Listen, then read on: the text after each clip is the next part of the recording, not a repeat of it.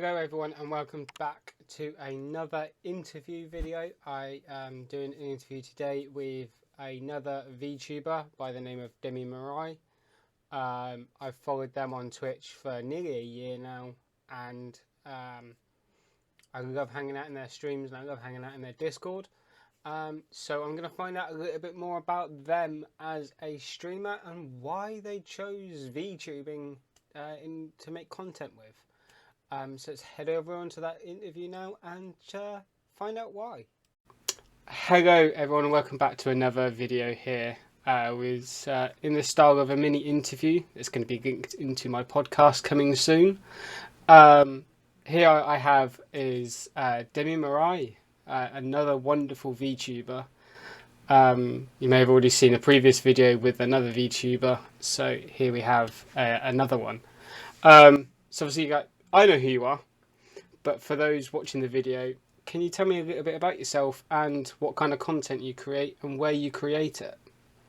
Yes, so hi everyone, I am DemiMirai, the reality hopping VTuber. I am primarily a Twitch content creator who also does TikToks as well. I'm a variety streamer who I try and focus on kind of story-based games, science fiction stuff, games that have conveyor belts. I love games with conveyor belts, like Factorio and Satisfactory, that sort of thing. But kind of keeping it chill, kind of silly and fun. I'm not a pro gamer by any stretch of the imagination. I also do like arts and crafts too. So I do art, kind of like digital drawing or cross-stitching or whatever. And I review my blood on a quarterly basis, as you do. Those are the interesting streams where you review your blood. Yeah, just drop that in there at the end. Yeah, just casually we review my blood, and I get chat to make predictions on whether things like my cholesterol is higher or lower, or my vitamin D levels, will they have improved? We'll see. Okay. So obviously, what made you choose being a VTuber? So, VTubing for me, I didn't really have any interest in streaming up until I saw VTubers kind of exploding onto the the internet, like in October 2020. So I knew of VTubing back in the day when Kizuna kind of like first came onto YouTube. But it didn't. I don't think it got a lot of the Western audience as much as it kind of did over in sort of Japan. So in 2020, when I saw HoloLive clips come up onto my YouTube feed, I kind of click on them and I see hilarious dog girls playing like Banjo Kazooie and making silly sounds. I was like, I need to do this. I needed to do this. I wanted to make 14-year-old Demi happy, living the dream, being an anime girl on the internet. And yeah, like I found VTubing, VTubers in general, visually appealing, I guess, to me. I like the aesthetic that comes with a lot of VTubers, like the style and the fan art and all the beautiful designs and character ideas. So yeah, I threw myself into it. I tried streaming first with like my normal face. I do have a face, but that was just to make sure that I could stream, right? Because I didn't want to throw myself into this without having done any streaming whatsoever. So I tried it. I think I was a face streamer when we first met back. Because I was just finishing. I was about to re-debut as DemiMirai around about the time. It was could have been like on the threshold, I think. But yeah, then I debuted as DemiMirai about a year ago, actually. Probably by the time this goes out, it'll have been my 1 year as Demi kind of anniversary. Oh wow! Yeah, I can't remember seeing a face cam stream with you. Yeah, I remember raiding into Forgotten Dragonbite when I was playing Pokemon Crystal back in the day, and that was when I was a face streamer, but it was just before I got rid of everything and then switched over to VTubing. Yeah. So yeah, Because that was around about could the have been. time we met. Yes, I think so. Yeah. So what inspired your model that you use? My model is kind of like it's sort of a reflection of me, not strictly. I don't know. It's not the idealized version of me, but it's sort of like a vibe that I want to put out. Something cute, purple and pink. Obviously, like it's not subtle what my favorite colors are. I kind of just wanted to have something that was cool and cute and pretty casual. I worked a lot design wise with a friend of mine, Emily, Frosty underscore art on Twitter. She did the design for my character because I'm terrible at design because I can't picture things in my head very well. I've got that aphantasia thing where you say like imagine an apple, and like some artists can like rotate it in 3D around their head and see all the details, whereas I'm like it's red. So it's really hard for me to come up with like design ideas and kind of put them into kind of like on paper. So I worked quite closely with Emily, and she helped to actually put them down and give me some inspiration around like kind of how should I have my hair, and I wanted something that wasn't too detailed as well. Like the beauty of VTubing, I think, is that you can go mad. You can go mad with the design. You can go really out there. You can have all the kind of like bells and whistles. But I just wanted something that you might see. You might be a bit surprised to see Demi walking down the street, but I think you could see me walking down the street like this. So yeah, like I think that's roughly where the design kind of came from. I didn't have a heavy kind of lore perspective. Yeah. A lot of VTubers, or some VTubers, kind of have a lot of lore going into it. Mine came like halfway through the process, but I was like, maybe I should like put some of my like favorite Higurashi and Umineko references in. So I will hop across the fragments of reality instead of just like being a normal person. But that kind of came later in the design. Okay. So, what made you choose like the name DemiMirai for like your socials and your Twitch? So it's a tricky one coming up with a new name. Like it really is. Yeah. Like I don't envy people who are trying to change that. It's such a difficult task. But I'm quite happy. I'm really happy with where I got to. So Demi comes from a couple of kind of things. So Demi is partly because I am demisexual, which is on the asexuality spectrum of kind of like only attracted to people who you have like an emotional connection to. Yeah. But also it just means kind of like small, kind of like, like a demigod kind of thing. And I'm a very small person, and it kind of like, I'm like a demi person, right? And it's like small god kind of thing. It makes sense to me. And then Mirai was me being a little bit of a kind of weeb, wanting something Japanesey in there, even though I don't speak Japanese. It just means future in Japanese, okay. And it kind of fits with the lore theme. When I was, because I felt like I needed like the Japanese version of my name written down, just in case. But I had to get like a friend of mine who does speak Japanese to get me the right kanji and stuff, because I was like, I don't want it to be wrong. Because if I use Google Translate and it just doesn't come across right, I was like, I want it to be the right kanji at least. But weirdly, I've never needed it because I don't speak Japanese. Okay, so we all know how tough content creating can become, especially when it comes to behind the scenes stuff. You can spend hours upon hours just redoing behind the scenes stuff that won't even really be on screen, but you'll know that's been done. So what got you, like, obviously you said that obviously a little bit of why you started to stream, and is there any other reason why you decided to start making content and entertaining other people? Yeah, like I said, I didn't really have any interest in streaming particularly until VTubing and HoloLive kind of came into my awareness in 2020. But back in the day when I was 15, back when YouTube was like a 4:3 ratio, so I'm gonna age it there. I used to make like vlogs of me talking about stupid things like my day at school, or that I was annoyed that the price of the Smart Price chocolate had gone up at Asda, like really daft things, talking about Pokemon. But like, I've always kind of thrown myself into various creative kind of things. Like, I want to learn how to do videos, or I want to make AMVs, or I'm gonna learn how to do crafts. So it wasn't kind of crazy that I wanted to go into this. And I've always felt like I wanted to entertain in a way. Yeah.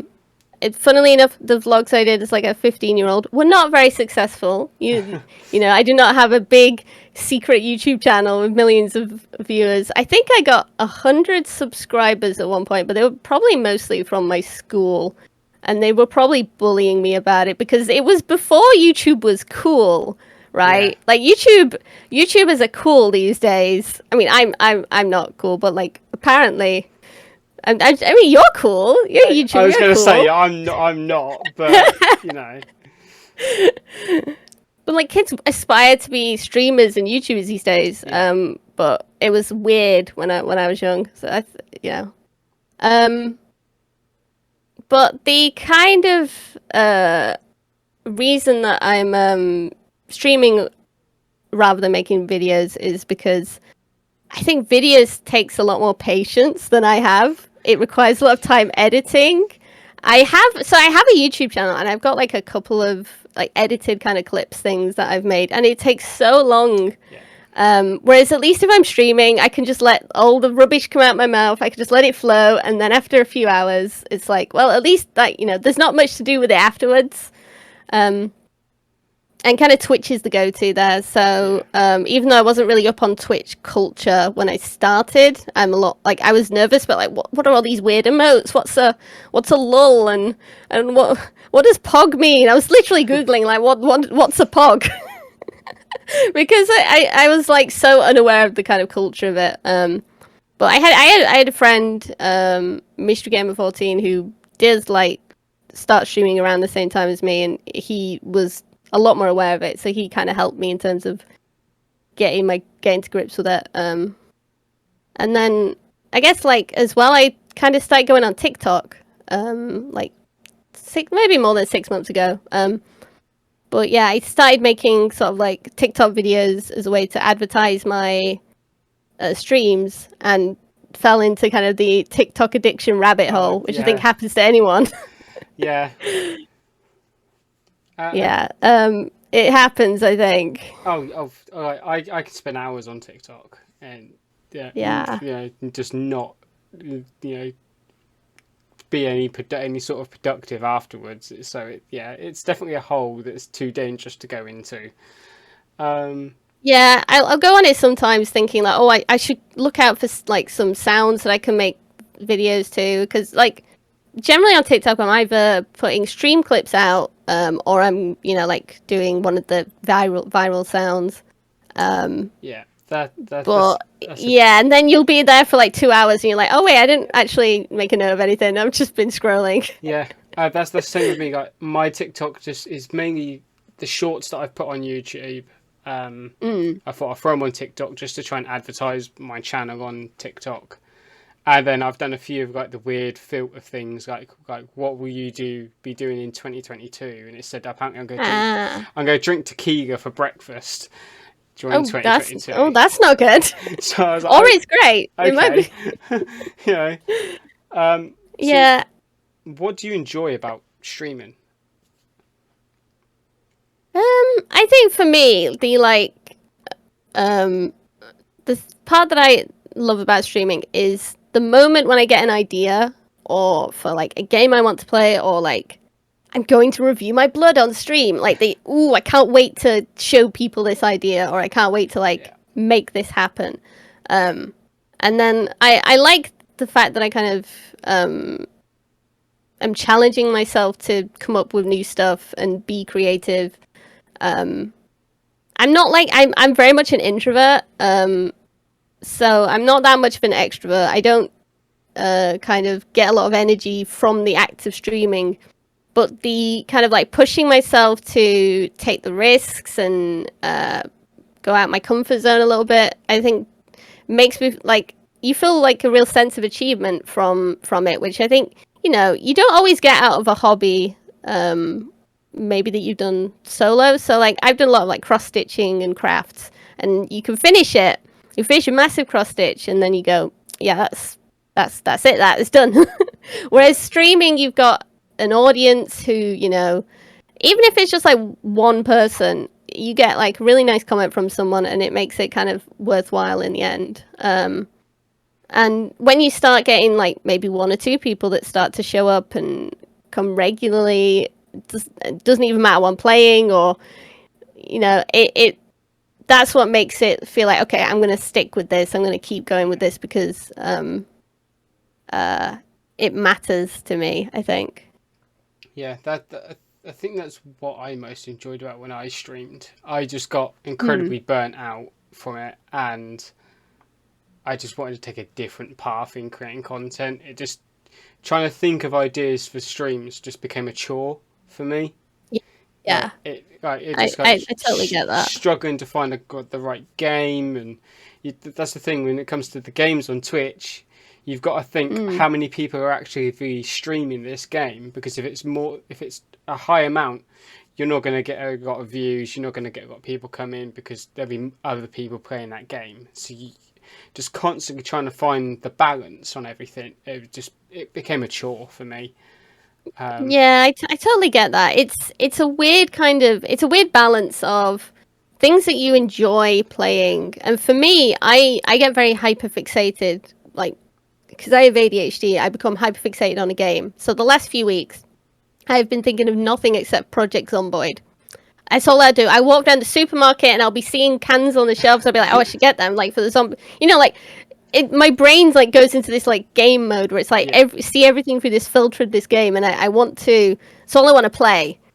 So when I've already scheduled in, I'm going to be playing Mass Effect, and I'm going to be playing House Flipper, and I'm going to be playing this. It can be tricky. I've been lucky in that I've played a bit of Zomboid on stream. People have been enjoying it, but I'm constantly switching up games like every couple of weeks. And I can't, like, I struggle to kind of get embedded in a community, I guess, because that's how a lot of people, I think, find success, is through picking a game that's in that kind of like not too popular, not too niche kind of thing, and then they stick with it for a long time, which I find kind of tricky. And it only takes a couple of kind of like off streams for you to feel that kind of like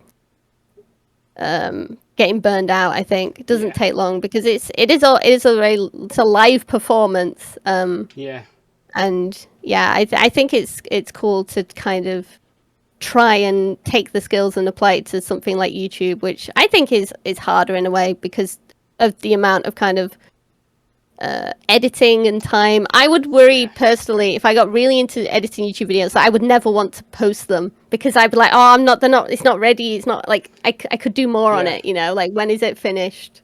The editing side for me isn't too bad because I do very basic editing. Like sometimes I don't even edit a video just because of how I've recorded it, basically. Yeah. The thing that takes the most time with me is making the thumbnails. I'll make like 6 or 7 thumbnails for one video, and I'll just send them all to a friend, and I'll be like, which one looks better? And there'll be like a slight change in each one. And they'll be like, oh yeah, but like they're all the same apart from you've just moved like the image slightly to the left, or like it's like. Yeah, it's so important for YouTube, right? Like, it's so important for YouTube. Yeah, because if you're scrolling through YouTube and you see a good-looking thumbnail and a decent-looking title, you're going to want to click on that video. So definitely. Like, I went from not making thumbnails and hardly doing. I used to do Twitch titles, so they were really short and to the point. Yeah. Now, like my titles are a little bit longer. The thumbnails are more. They're a little bit more improved, you know. They're still a little bit basic, but I'm actually like trying to improve them now.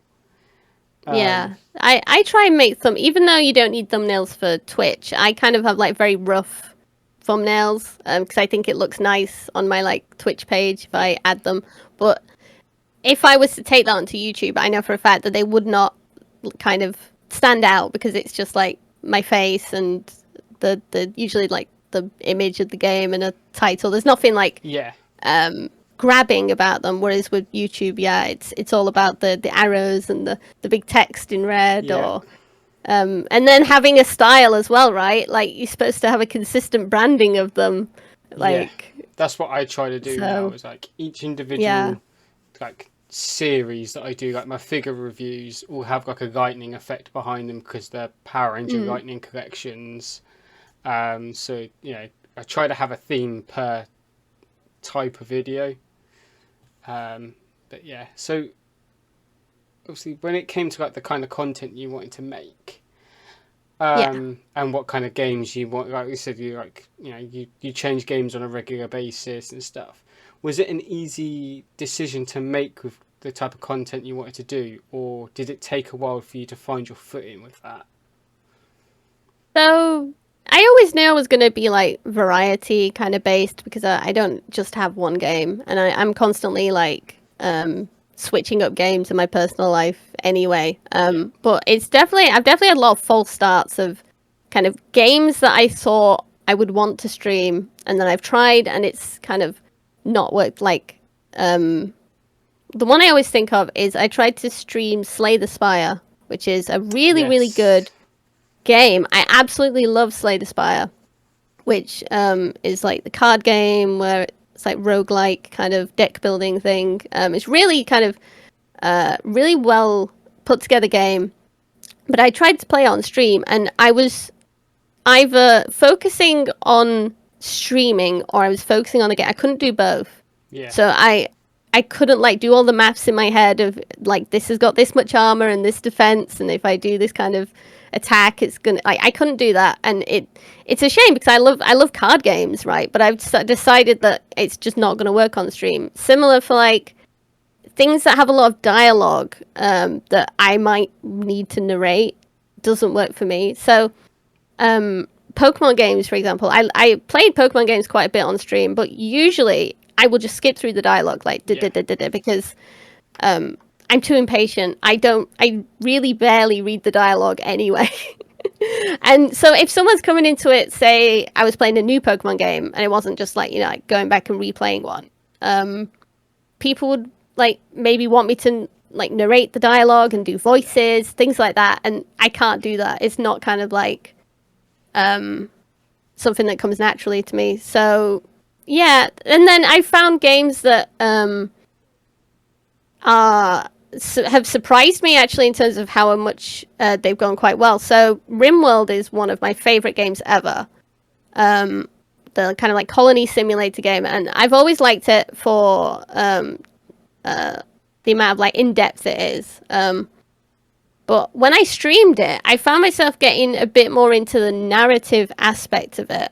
Yeah. Than I expected to, because I would set up things like a plugin where the chat could like send items into my game, right? So like we had there was one guy who's just constantly sending me like robotic organs to replace on one of the colonists because he wanted to make this one specific colonist like mostly a cyborg. and then we had a poll and chat sent down 1,000 Yorkshire Terrier dogs into the colony. When they came crashing through the roof, and like it's just the entire map was filled with Yorkshire Terriers. Right. Okay. As you did, but things like that have worked out like buying more into the narrative. Whereas if I was playing it on my own, I wouldn't really make much of a narrative of it. It would be, am I winning? Am I losing? Rather than the story aspect of it. So that's like kind of where I've found. Surprisingly, it works better with streaming. But it's constantly changing for me. I'm always switching up games, and I'm just trying to balance a mixture of every week, like something that I can be quite chill on and chat and focus on chat a little bit more, and then maybe a game that I need to concentrate a little bit more on. And I found that does a decent balance. And I think it's like art and crafts are basically just become just chatting streams, really, for that. Okay, so within your community and within the space that you've created streaming, what are you best known for? Interesting. Knees. My chat has, so I have a bunch of random redeems where like I will show my knees to the chat because like I don't know, they want to see my knees. Or I'll like make my face really big, whereas like become giant Demi and I have a massive head. Or like yawning. I yawn a lot as well on my streams because I stream at the end of the day for me. Yeah. So like 7 p.m. Is usually my stream time, and I've been at work because I have like a full-time job. And I just yawn a lot during my stream. It's not that I'm bored at all, but I will just yawn, and then so there's like stickers that I have, and if someone starts talking about yawning, I will start yawning myself. It's so stupid. Like it's such a weird impulse because it's yeah. I think that either those things or just the one TikTok I made about not being people's mommy because I'm not a mommy. Okay, I'm not people's mother. See, if you make TikToks and you look like I do, everyone goes, "Oh, mommy, yes, mommy, Okay, please." And I'm like, no, I'm not. So I made one with my actual. This is like I made something with my actual voice, and it was like, I'm not your mother. I can barely look after myself. No, and everyone loved that and continued to call me mother. So that's what I'm most known for on TikTok, at least. Thankfully, my Twitch community is a lot more restrained. Yeah. Especially in the Discord as well. It always seems to be like stealing your kneecaps and. Yeah, that's come out of the knees thing a little bit. Connie likes to go around stealing people's kneecaps, especially. She steals mine quite a lot. It's like, no. Yeah. But it's kind of silly memes like that, I think, have come up as the community's grown. And it's not the sort of thing you kind of expect. Like, I did not expect any of these things to become a thing, right? But that's what happens when people end up building a community, I guess. Yeah. So back when I streamed, like you were like, see, we kind of met while I was streaming and in and out of breaks and stuff. Like you were like one of the main people that like, inspired me to like keep going and keep trying new things. Is there anyone that inspired you to do the same? Like to obviously like, either start streaming or to carry on like this journey of content creating? Well, thank you. I'm glad to hear that. That's really nice. I guess in terms of people that inspire me, very early on, Mystery Gamer 14, who I mentioned before, he inspired me a lot in terms of sticking with it and his community as well, because he was he knew a lot of people on Twitch already, and when I started streaming, he brought people to support me, and like I've made some really good friends through that that I would not have known otherwise. And he's always put a lot of energy and kind of like love into his streams, and there's been plenty of times where I thought I wish I could like pull off this kind of thing the way that he does. Yeah. Like I guess Drowsy Doppel is a huge inspiration for me. So she's another VTuber who I absolutely adore. We did get married in It Takes Two, so she's officially my wife now. But I stumbled across her stream accidentally one day when I was looking for Astroneer like gameplay. I saw she was like streaming with a PNG. But the kind of like when I watch her streams, it is always hilarious. It's always such a great time. You never have any kind of like bad time in her streams, and I always kind of wish I had that sort of energy, and I could bring that kind of like I think it's like you see people who have an energy that you kind of want to emulate, and And for me, Doppel's probably my biggest inspiration for that. Okay, so obviously, to finish up this interview, where can people find you? Like, what's your socials and everything? So I am in all good social media sites as DemiMirai for the most part. Specifically, you can find me on Twitter, Twitch, TikTok, and I now have a coffee page. Those are my main socials. If you want to check me out there, I stream on Twitch roughly every Tuesday, Thursday, and Sunday. Yeah, that's the main one. I don't have an Instagram. That's the one I don't have. I do have a YouTube, but yeah, I'd say I don't even. I think I'm too old for Instagram. I'm not sure. I never understood it. Yeah, see, I don't post on my Instagram much either, so I wouldn't worry about it. Okay. But yeah, thank you for taking the time out to do this video with me. No, thank you for having me. It's been great. Yeah, I'm really excited to do more of these styled videos and to do more mini interviews that are just one-to-one instead of a group of people. I can't wait to watch them. Yeah, well, yeah. You know where to find me on YouTube, so. But yeah, again, thank you so much, and I hope everyone who watches this video checks your content out because it's amazing.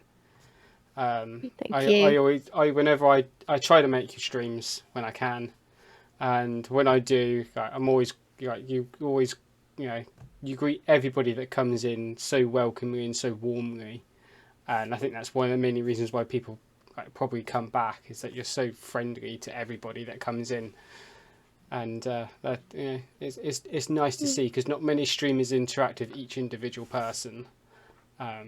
So it's nice to see that in a stream. Thank you. You're making me blush. Thank you. Yes. Giant Demi.